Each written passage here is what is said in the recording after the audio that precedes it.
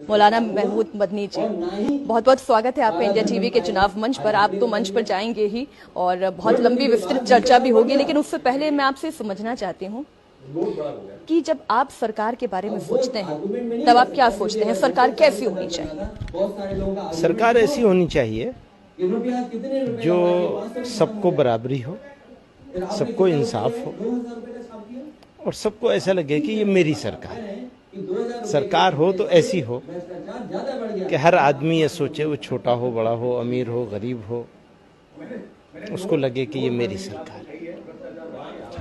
आपको लगता है इस वक्त मौजूदा जो सरकार है उत्तर प्रदेश में, वो ऐसी सरकार है?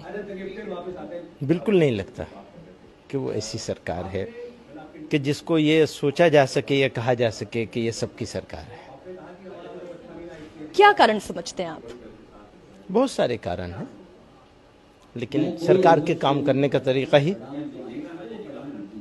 सरकार के बोलने का तरीका, इश्यूज को हैंडल करने का तरीका,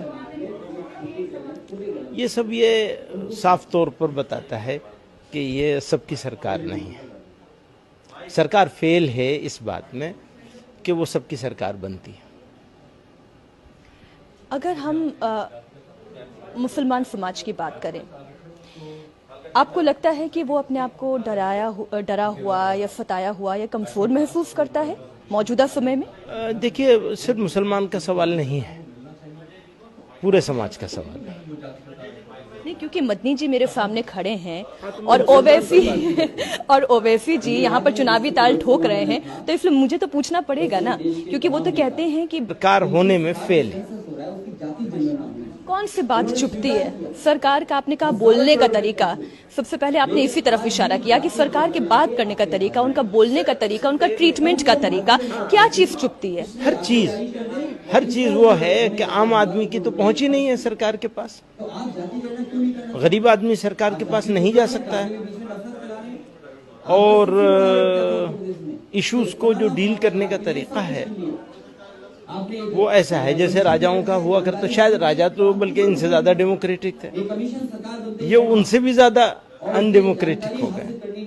तो सरकार मालिकों की तरह से, सरकार तो सेवक होती है, मालिक नहीं होती। ये मालिक बन गए, ये मुझे फील होता है, तो मैंने आपको बता दिया। अब उसके बहुत सारे रीजंस हो सकते हैं अलग अलग। वैसे तो मंच पर इस मुद्दे पर बहुत लंबी चर्चा होने वाली है, लेकिन उससे पहले मैं सिर्फ एक लाइन में आपसे ये पूछना चाहती हूँ, जब कोई भी पॉलिटिकल पार्टी का कोई भी नेता ये कहता है कि मुसलमानों को डर लगता है, तो मैं आपसे पूछना चाहती हूँ कि मुसलमान छोड़िए, हिंदू छोड़िए, क्या डर लगता है उत्तर प्रदेश में किसी को? एक बात तो ये है कि कोई भी कम्युनिटी हो ये मुल्क में, उसको हरगिज नहीं डराना चाहिए। डराया जा रहा है? डराना नहीं चाहिए और डरना भी नहीं चाहिए,